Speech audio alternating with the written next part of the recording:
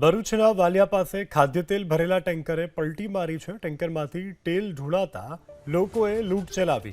વાસણ અને ડોલમાં લોકો તેલ ભરી અને જોતા નજરે પડ્યા છે।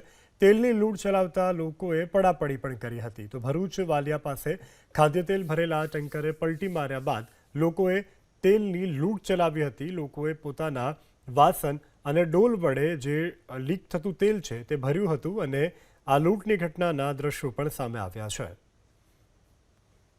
ટેન્કરમાંથી તેલ ઢોળાતા લોકોએ લૂંટ ચલાવી।